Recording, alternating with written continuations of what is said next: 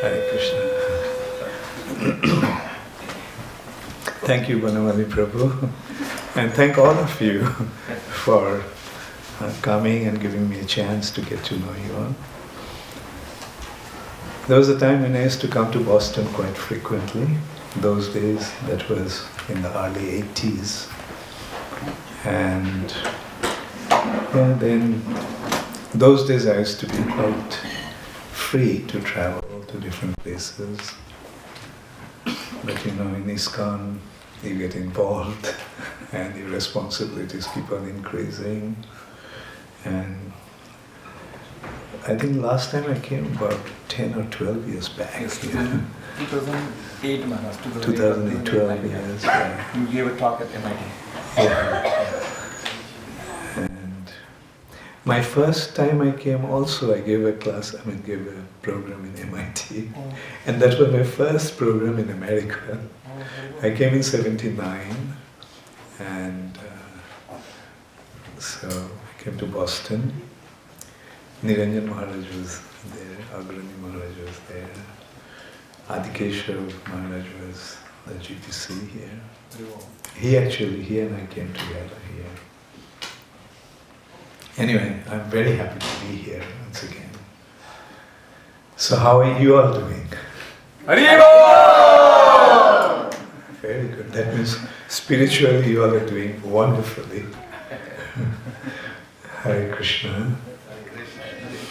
So it's a short visit, and thank you, Hare Krishna. And I have to actually catch a flight. So, what if we start with singing a song, bhajan? Can we project that? Okay, very good.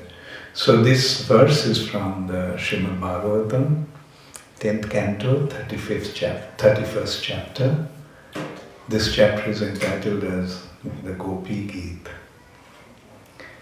And this is the 9th verse. Why did I select this verse? That's what I will explain. This Gopi Geet, actually this chapter describes that Krishna was dancing with the gopis, the rasa dance in Vrindavan.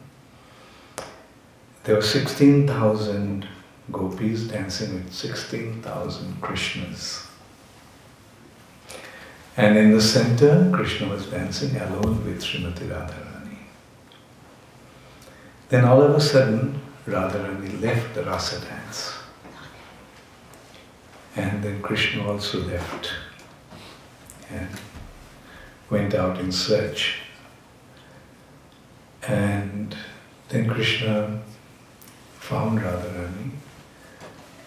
And then at one point, Krishna disappeared from her also. So then the gopis started to search for Krishna in the forest of Vrindavan.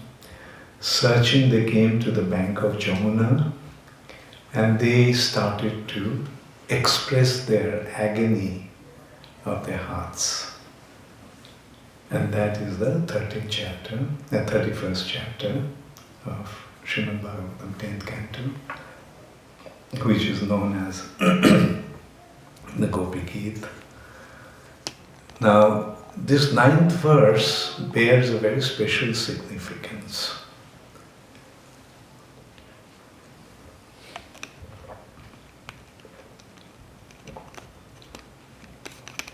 Not only because the gopis sang it, but because this verse is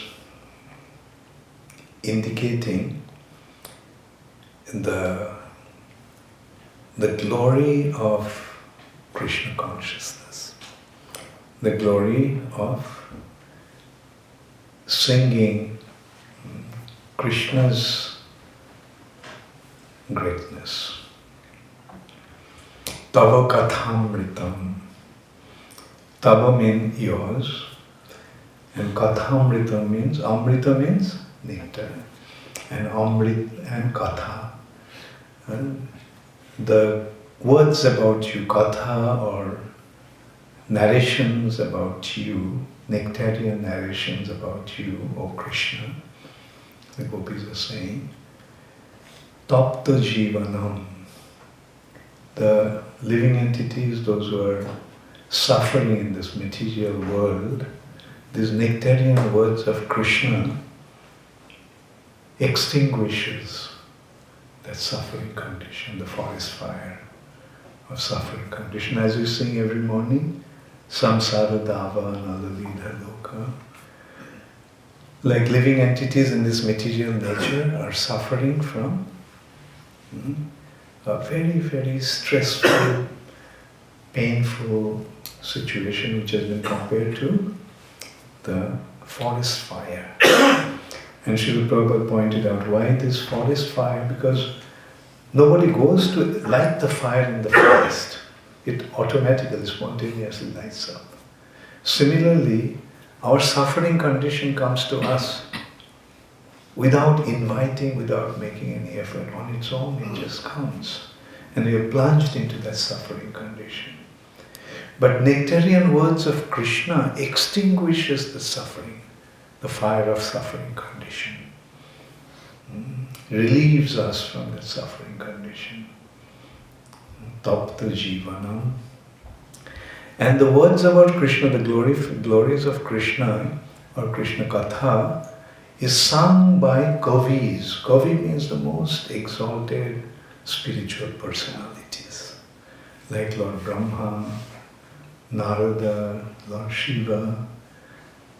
These exalted personalities sing the glory of nectarian influence of Krishna Katha. Kavi Bhiri Ritam. Kalmashapaham. Kalmash means the impurities. The impurities are washed away just by hearing this Krishna Katha.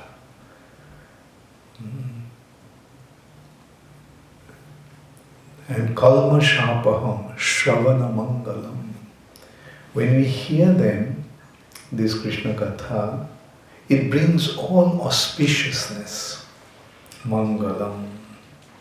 Just by hearing, we receive auspiciousness. Shravana Mangalam. Srimadattatam. It brings all the wealth and opulence of spiritual advancement. Shravana Mangalam, Srimadattatam. Now this is the punchline. Bhubi Grihanti. Those who distribute this Krishna Katha, Krishna consciousness, Bhubi means all over the world. Bhurida Jana. They are the most munificent personalities. They are the givers of the greatest benedictions to the people all over the world. So this is a general meaning of this particular verse. Now we go to Chaitanya Mahaprabhu's pastimes. Sri Chaitanya Mahaprabhu, after taking sannyas, he went to Jagannath Puri. The king of Odisha at that time, very powerful king, King Prataparudra. Like he was so powerful that although practically all of India was taken over by the Muslims, that was the only state that retained its sovereignty. Because the Muslims couldn't defeat him. Rather, he defeated all those Muslims. So, King Prataparudra was a great devotee of Lord Jagannath. And King Prataparudra, when he got to know that Chaitanya Mahaprabhu came to Jagannath Puri and he is the Supreme Personality of Godhead himself, King Prataparudra wanted to see Chaitanya Mahaprabhu. But Chaitanya Mahaprabhu refused.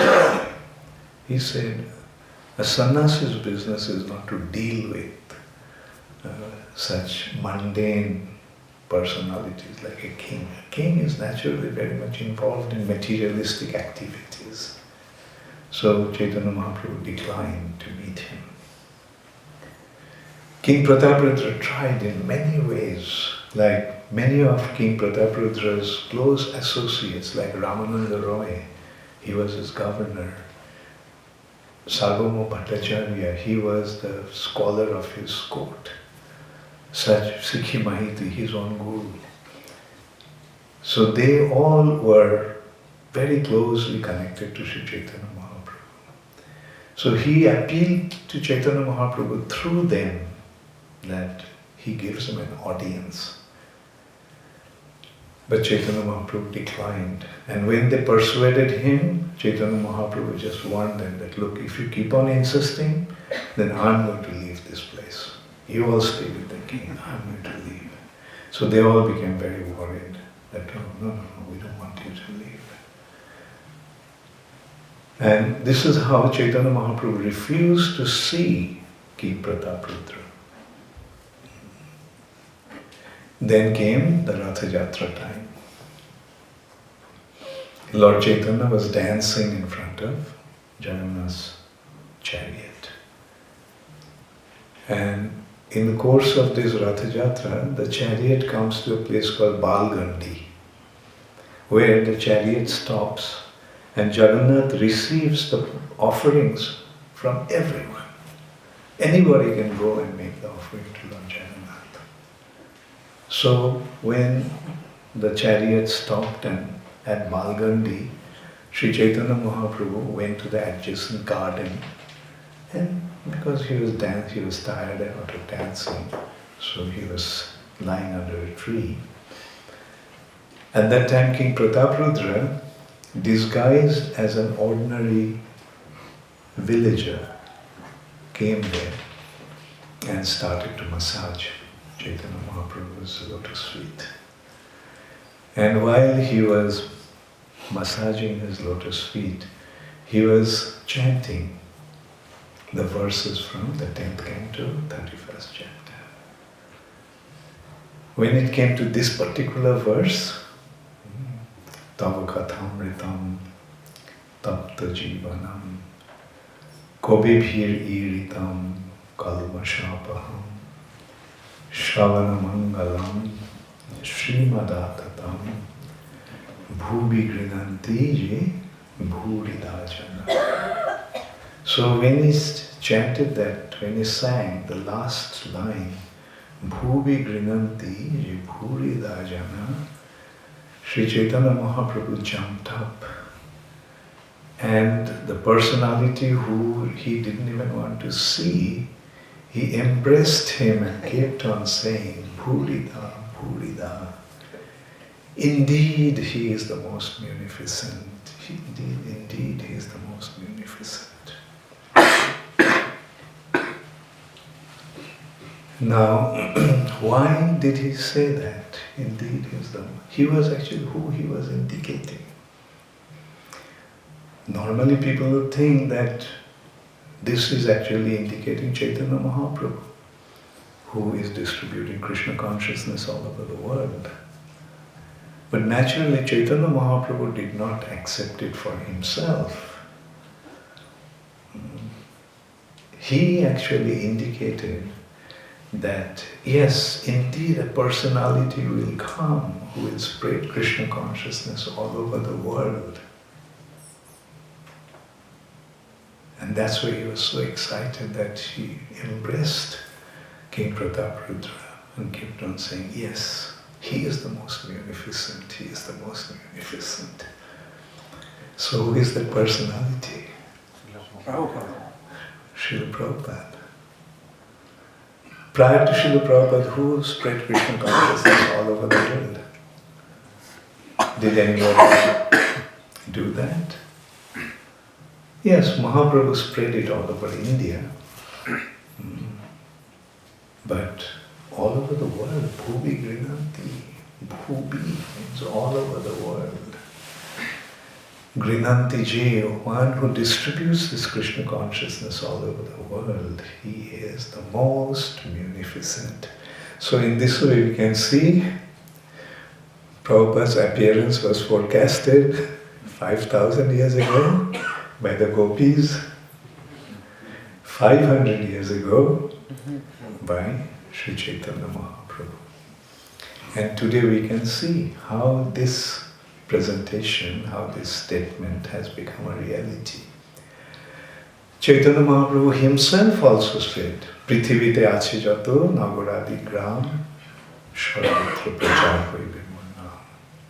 As many towns and villages are there all over this holy name, Hare Krishna, Krishna Krishna, Hare Hare, Hare Rama, Rama Rama, Hare Hare.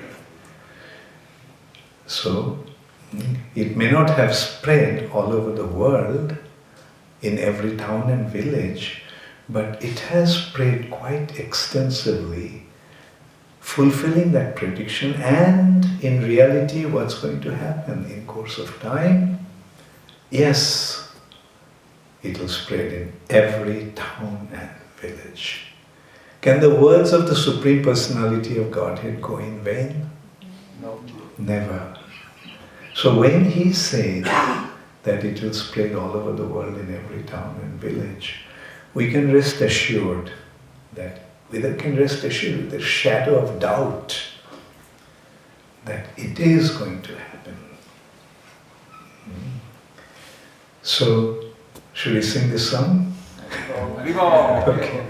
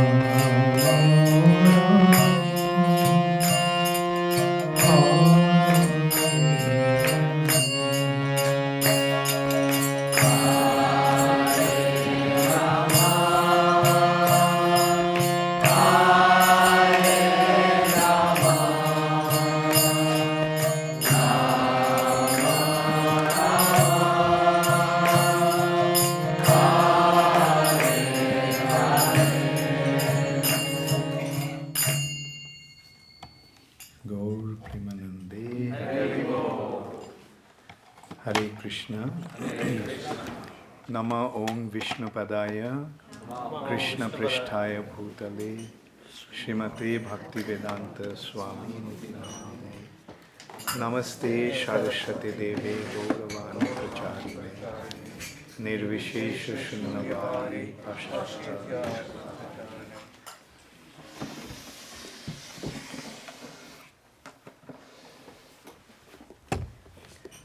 Now you can see the significance of this verse. Is it clear to everyone that this verse is actually indicating Srila Prabhupada? Yes. Otherwise, whoever has achieved this accomplishment, spreading Krishna consciousness all over the world, and how did Srila Prabhupada do it? Isn't that a miracle? And because Prabhupada himself used to say, people like to see miracle. But this is the greatest miracle. Like the way he spread Krishna consciousness all over the world. He came to the United States of America, where nobody knew who Krishna was. Like when Prabhupada was registering ISKCON, he had a lawyer and a few of his disciples to be the witness and the part of this institution, the management board. And Prabhupada told them the name of the institution will be the International Society for Krishna Consciousness. The lawyer suggested that you rather call it the International Society for God Consciousness, because nobody knows who Krishna is. Prabhupada said, yes, but I have come here to let the whole world know who Krishna is. I have come here to let everybody know that Krishna is God. People have the concept of, they think about God, they speak about God, but they do not know who God is. God is Krishna. And that's what Prabhupada came to give this world, a proper understanding of who God is. And then, before that you can consider, how did Srila Prabhupada come to America? At the age of 70. Is there anyone here who is above 70 or 70 years old? Almost. 70 or 70? Almost. Almost, but still you are not there.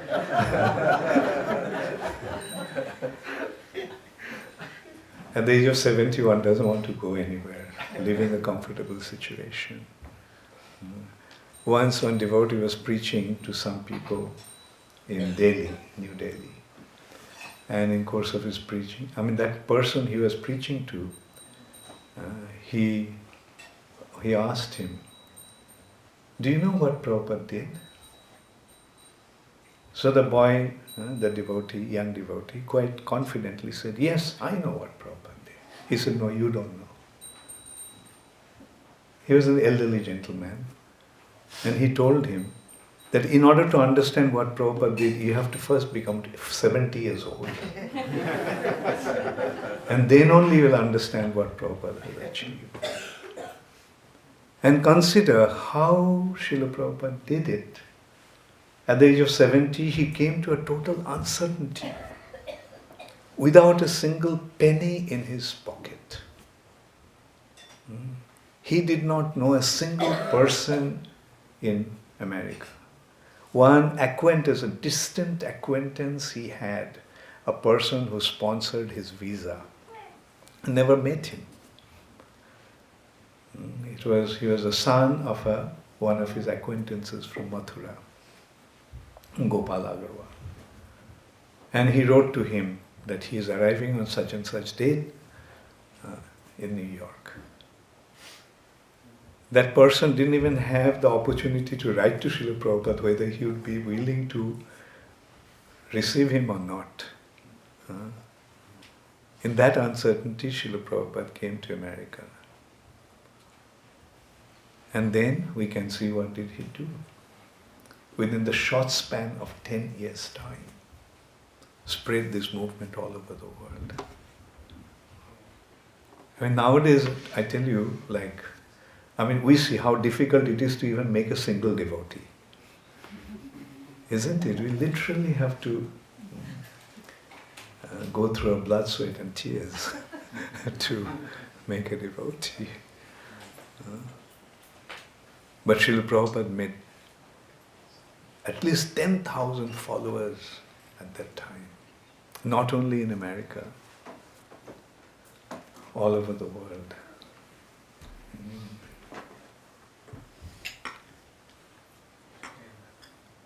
I started a project in Ujjain about 15 years back, and I kind of decided to build a temple within 10 years, or within 1 year's time.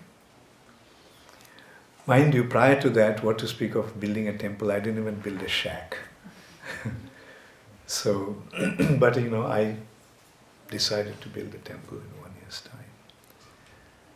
So there was a press conference, and in the press conference, one of the reporters asked me, Swamiji, will you be able to build the temple within 1 year?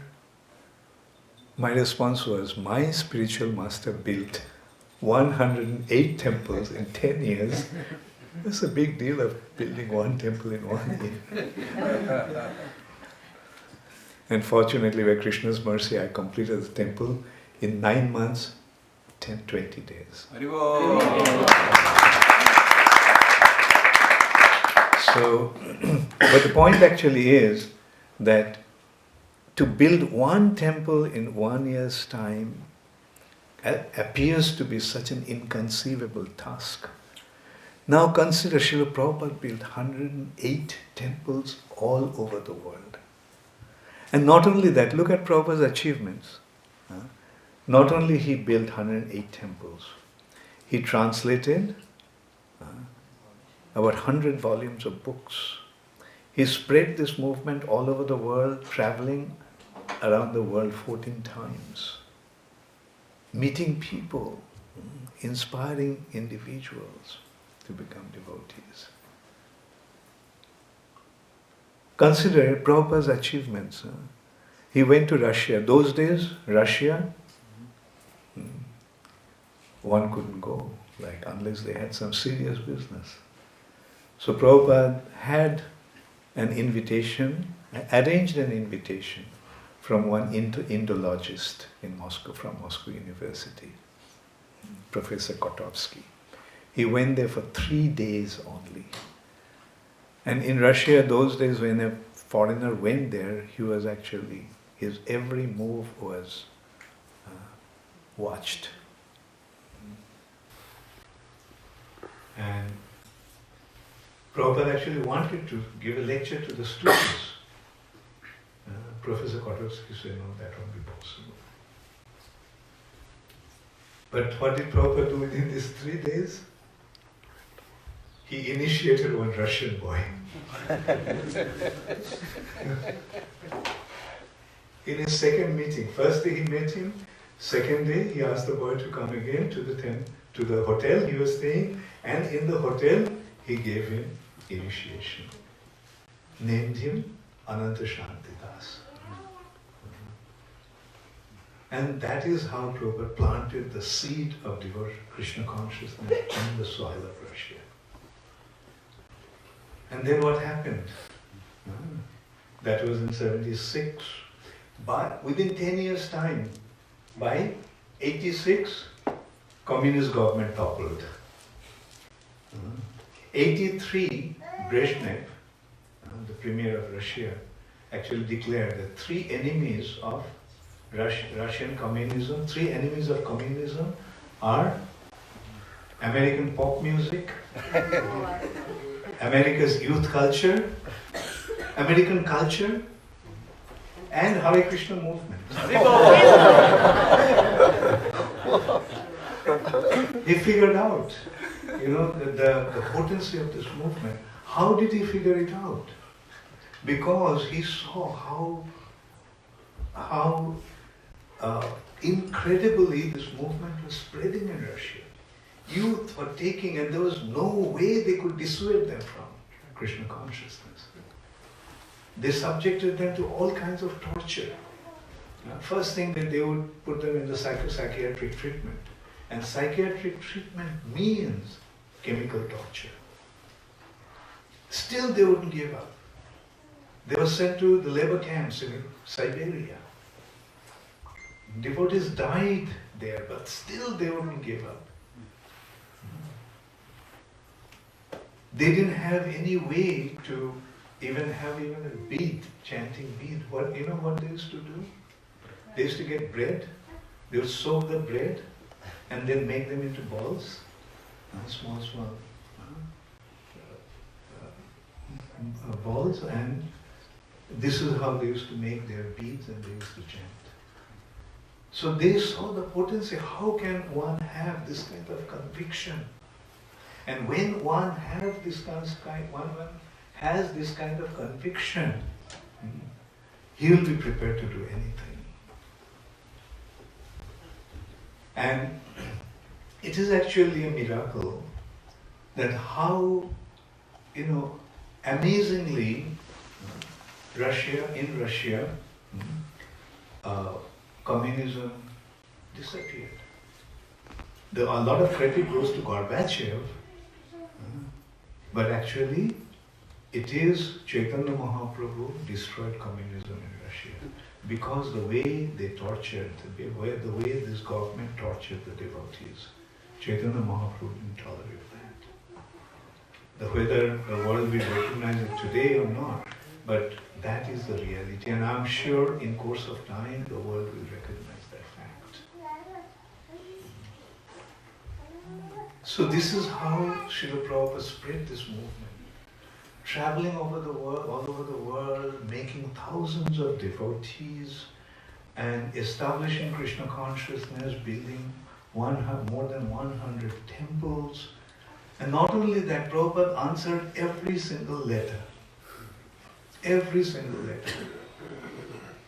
When I was with Srila Prabhupada, one day Prabhupada gave me a stack of Bengali letters. You see, any letter that came to Srila Prabhupada, Prabhupada just kept it. And of course, there was no way he could answer them. And so when he was in Mayapur, he just gave me those letters and he wanted me to answer them. When I finished answering those Bengali letters, he gave me a stack of Hindi letters. And he wanted me to answer those letters. So this is how particular Srila Prabhupada was. Every single person got the response whenever he wrote. So this is the most amazing thing that Srila Prabhupada has accomplished. Now, could it happen just by chance? Show me one person who has ever achieved something like that. A 70-year-old man comes to a country like America. Like Sumati Morarji, the chairperson of the India Steam Navigation Company, steamship company. India Steamship Company. Prabhupada got to know her, and Prabhupada was persuading her to give him a passage to America. So she was persuading Prabhupada that please don't go to America. I can arrange a passage for you, that's not a problem, but I don't want you to go there.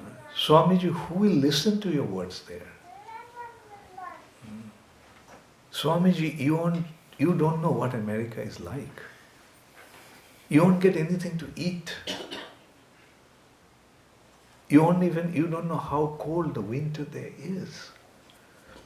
But Prabhupada just kept on insisting, no, please give me a passage. My Guru Maharaj wanted me to go to the West and spread Krishna consciousness. At this fag end of my life, I would like to give it a chance, give it a try. So in this way, Prabhupada, and then eventually Sumati Maharaj agreed. But she knew what the condition of America was like. So she made arrangement, okay, Swamiji, whenever you want, you can come back. She gave a return passage also, arranged a return passage also. Whenever, she thought that Prabhupada will become a failure and after 1 month or so, he'll come back. But did Prabhupada go back to India? No. He went through these hardships and as a result of that we can see what he has achieved. Nobody could even imagine that such a thing could ever happen. And as devotees of Srila Prabhupada, at least we know that it happened because Srila Prabhupada is a pure devotee of Sri Chaitanya Mahaprabhu. Chaitanya Mahaprabhu sent Srila Prabhupada to this world to fulfill his prediction that Krishna consciousness movement will spread all over the world in every town and village. And it is the credit, of course, goes to two other personalities prior to Srila Prabhupada. Bhakti Vinod Thakur, Bhakti Siddhanta Saraswati Thakur. These three luminaries came in succession to fulfill the prediction of Chaitanya Mahaprabhu. Chaitanya Mahaprabhu's teachings were completely lost in India. But it is Bhakti Vinod Thakur who actually revived Sri Chaitanya Mahaprabhu's teachings. And then, and Bhakti Siddhanta Saraswati Thakur gave it a shape in the form of preaching. And then Srila Prabhupada take that spirit of Bhakti Vinod Thakur and Bhakti Siddhanta Saraswati Thakur and came to America and did whatever he has done. And not only that, in order to continue the mission, Prabhupada made the perfect arrangement.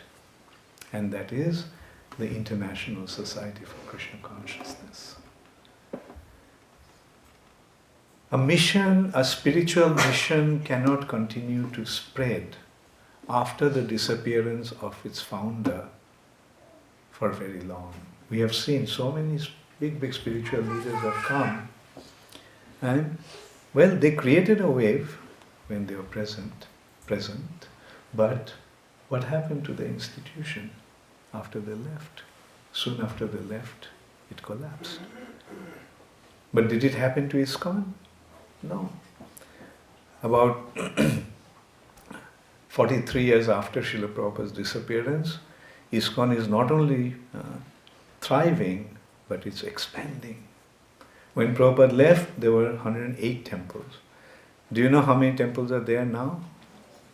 More than 650 temples all over the world. A clear indication that it's expanding. What to speak of falling apart? It's expanding. And why it's expanding? Why ISKCON is still there? Intact and thriving. Because of the institution, the way Srila Prabhupada structured it. A spiritual institution needs a spiritual head.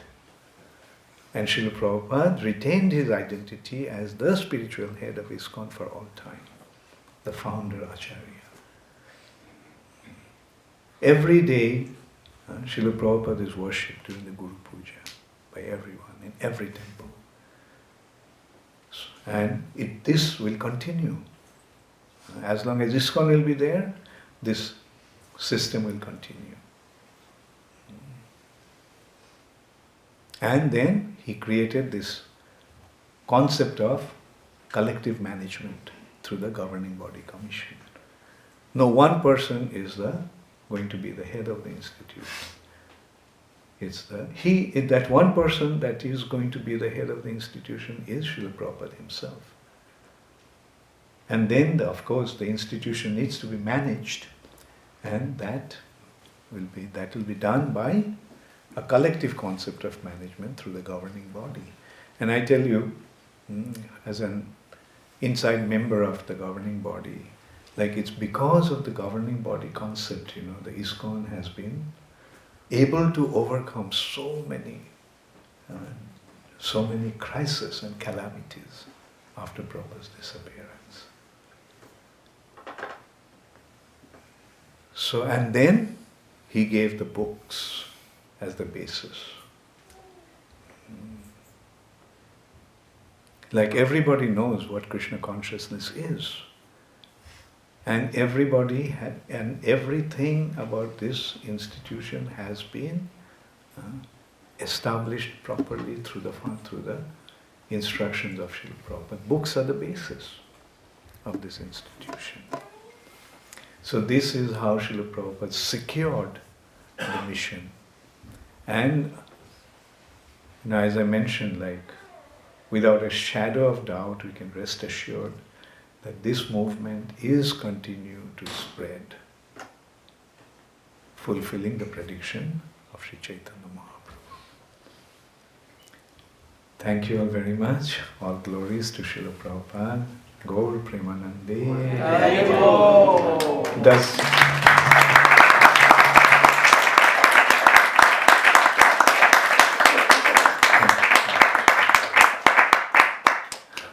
Does anybody have any question? We have about a few minutes before. Yes? When we come back. Okay. That's why I'm afraid to go to a new place. Because, the question is that, yes, we develop relationship and I am compelled to come again. Well, I'll come again. So, Hare Krishna. Any other questions? Yes? This is a little esoteric in a sense, but in that verse that you were discussing, the gopis are praising Krishna as the Supreme Personality of God. Right. But on the other hand, we understand that the gopis don't see Krishna as the Supreme Personality of God. Yeah. So can you say? Okay, good. Very good. Very good point. Because this is due to Maya. Maya means forgetfulness. But this is Yoga Maya. You see, there are two kinds of forgetfulness. One forgetfulness is out of ignorance, and the other forgetfulness is out of intense love. Say the son has become the prime minister or president of the country, but it's not that the mother doesn't know that he is the president of the country, but the mother doesn't treat him like a president. To the mother, his identity as a president is not important. She doesn't treat him like a president. She treats him like when he comes back home, she chastises him for making some mistakes or not doing things properly. So that is the example of, forgetfulness out of love. It's not that the gopis didn't know that Krishna is the Supreme Personality of Godhead, but to them it didn't matter. Because they used to say also, some say that you are the Supreme Personality of God, so what? Like, whether you're Supreme Personality of Godhead or not, it doesn't matter. What really matters is that we can't stay without loving you. Like, one day, Madhu Mangal, who is a Brahmana, told Krishna, Krishna, you see, you should be respectful to your superiors. Really, what happened? You see, you are a Kshatriya, some say, you are a Vaishya, some say you are a Kshatriya. But I am a Brahmana, so you should actually show some respect to me. So Krishna said, look, there are two considerations. One is birth and the other is activity. So it is said that the activity supersedes the consideration of birth. So Madhumanga says, what's the big deal about your activities? He says, look, when I was 7 days old, I killed a terrible demoness Putana.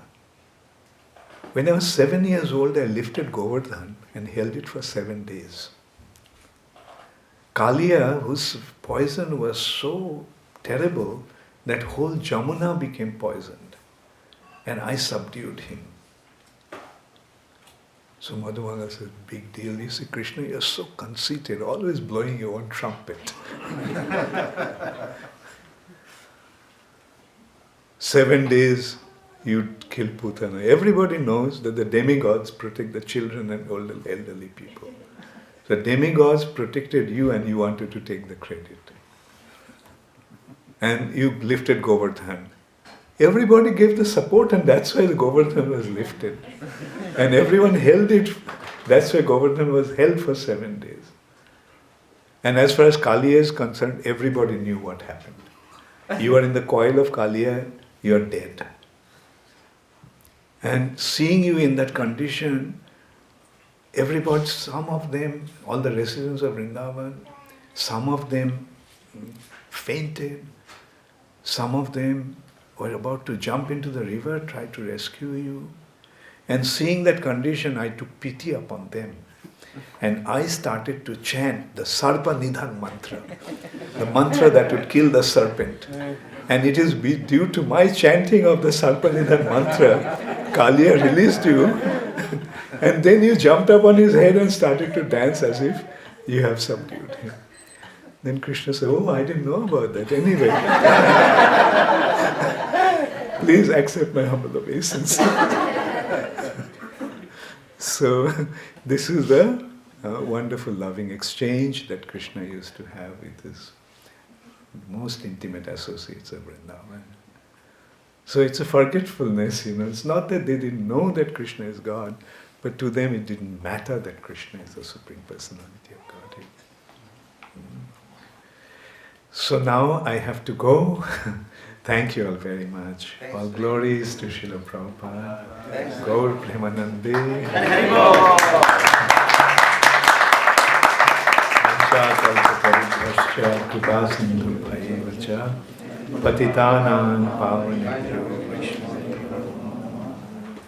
His Holiness Bhakti Charu Maharaj ki Jai! Bhakti Charu Maharaj ki